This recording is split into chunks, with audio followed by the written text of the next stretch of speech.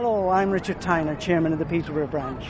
Like you, I've been following the rebrand exercise. I'm a sceptic when it comes to spending hard-earned funds, so I've taken myself off to the smoke to get some answers.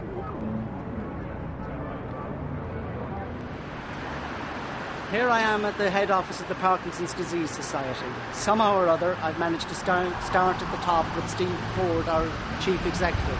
I've also arranged to meet with some of the members.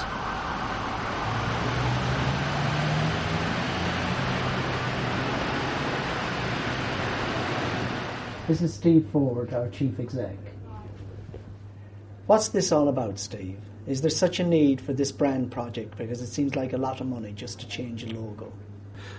I think that's a really good question, and lots of people ask me that. I think the first thing to say is that this isn't just about changing the logo. That's just a very small part of this project. I think what this, to me, is all about is really answering two questions. How can we make sure that we reach out and engage everybody in the UK living with Parkinson's in a really kind of relevant and engaging way? And secondly, how can we secure the money that we need for all of the kind of exciting things that we're doing? We're talking about needing to raise £100 million over 5 years.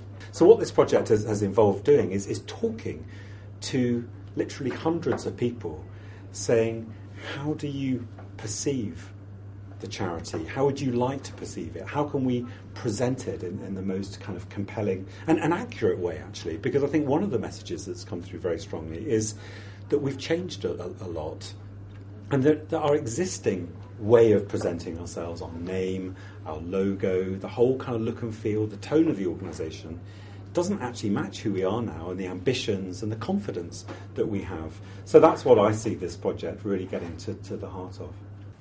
Isn't it a lot of money, though? If you see it as an investment, that this will help us to reach more people and raise more money. I actually think we've been really tough on the agency that we're using. We've got them to do a heck of a lot of work, and I think in the end people will say this is value for money. We've bought a lot of their time and we've bought their expertise as well. These are people who've got lots of experience in terms of understanding the kind of charity sector in which we're operating. Could we have achieved the changes ourselves without the need for an outside agency? If we're seeing this project as just about creating a logo, then you're right, there are hundreds of people who we could have involved in that. But I think when we see this project as something much deeper, which is about a process of listening, engaging with hundreds of people to get to the heart of the organisation, and then to help us present that in a way that's compelling, you realise that it's something that requires expertise, actually, that we are competing with a whole range of other charity brands where they've invested a lot of money in this. And the message that I get from people with Parkinson's is we want to be up there. We want to be making as much noise as we possibly can. We don't want to be a second-rate charity. We don't want people to have a almost dismissive view of Parkinson's. We want to be up there making the same amount of noise that cancer, that dementia, that other charities have started to achieve recently. This has been a very inclusive process. A number of branches, a number of individuals have really got involved and shared their creative solutions with that, and that's all been put into the pot. Yeah. And I think our agency, I think that the strength that the agency have had, actually, is the way they've come in and listened and pulled all of that kind of feedback, all of the different views, and then really held a mirror up to us as an organisation to help us move forward. In your letter regarding the findings, you say that many people are happy with the direction the society has taken. Why, therefore, are you involving us in more change? Well, I think the society has changed significantly. We're out there supporting so many more people. We're speaking much more confidently about a range of issues, whether it's research or whether it's campaigning. And I think what this project is about is just making sure that our visual identity, the way we talk, the way we communicate, has caught up with what the charity is doing. So it's not actually more change. It's about making sure that everything we're doing is continuing to move forward with that real focus. I must congratulate you on the 3-word campaign. I thought it was great fun. I chose caring, friendly and informative. What do you think of the words that the people sent in. I think it's been fascinating. I think it's been brilliant the way so many branches, so many individuals are really kind of connected with that. And that 3-word exercise has given us, I think, a very, very powerful platform on which to base all our thinking, not just for the brand, but for the whole kind of strategy, really. If we are to be caring and friendly, which I think were words you used, then we've got to really think hard about how we can be as friendly as we possibly can. If having carried out the whole exercise and spent all the money, what is going to be done to maintain the enthusiasm for the new brand? Well, I think that's a really important point. This is a major project. You know, it's about our strategy for the next few years, and it's not just a project that we kind of do and then forget about, move on to something else.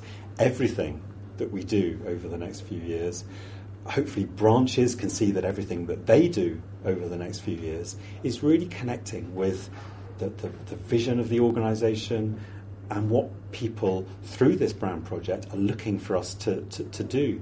So it's going to be something that we're going to be all, I hope, talking about, working hard on, in a really kind of joined up way. Branches, local groups, local staff, national office staff, over the next few years. I hope this is going to be a really unifying project, actually.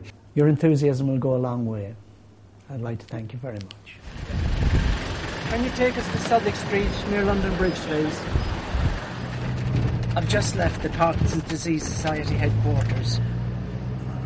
I got a lot of opinions, I've got a lot of ideas, I've got a lot of concepts going on. I'm not fully made my mind up yet as to where we stand, but I certainly have a greater understanding of the rebrand and the need for it. I've come down to the London Eye to talk to the general public and find out what they know about Parkinson's.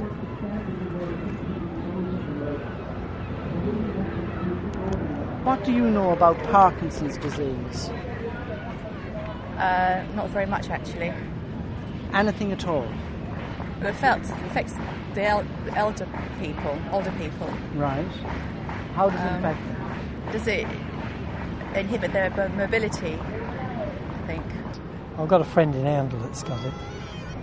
I don't know very much. I know that there's the shaky type and the other type where the muscles seize up.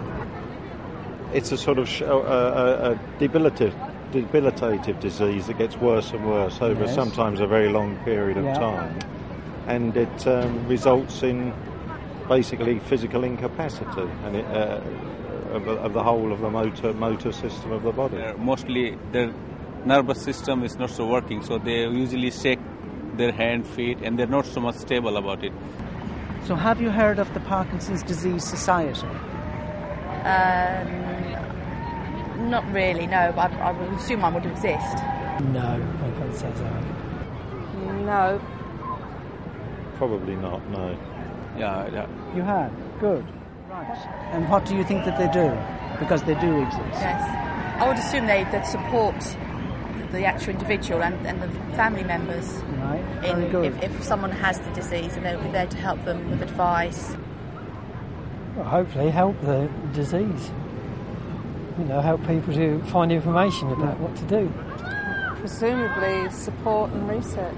I would have thought to fund research to improve it and also improve the disease if possible, and also to make the general public aware of the problems that people have that encounter it. Most probably it's helping the people who are suffering with this disease. Right.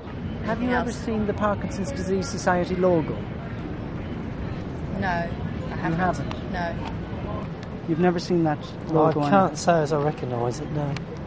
No, it doesn't register. No? Yeah, no. That surprised me. Everybody seems to know something about Parkinson's. Nobody seems to have heard of the society. And nobody seemed to know anything about the logo. Everybody had an impression of what the society would do, but nobody knew for sure. Now, to get a better answer to that, I'm off to see Dan, the consultant, who has done all the major research for the society, and see if his answers are any different to mine.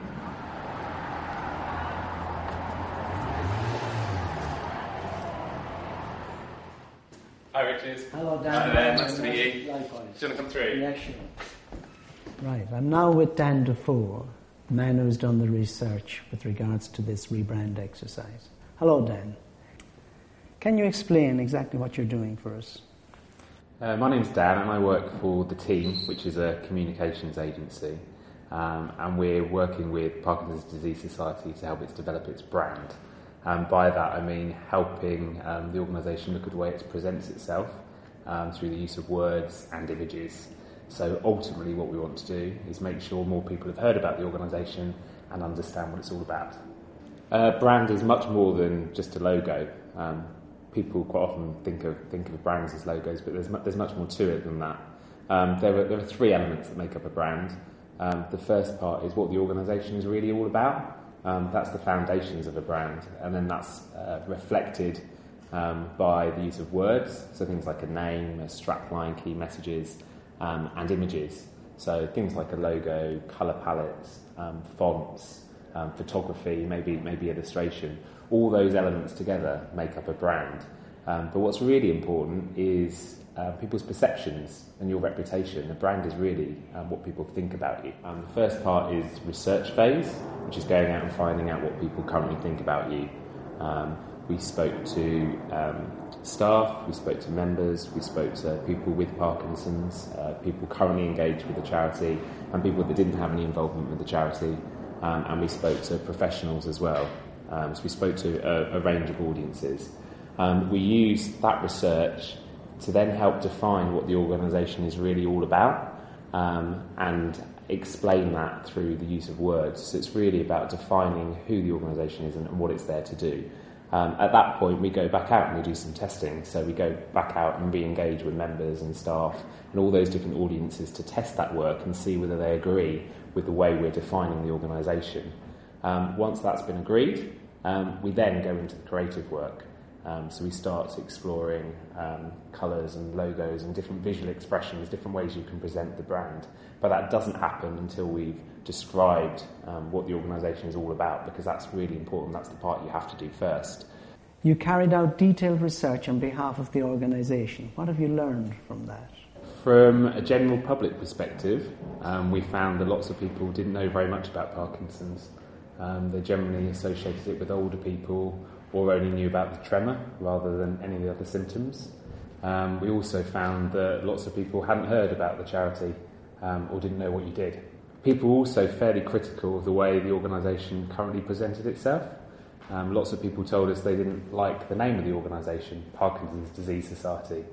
They didn't like the word disease because it sounded contagious or something that you could catch, or it's just an unpleasant word.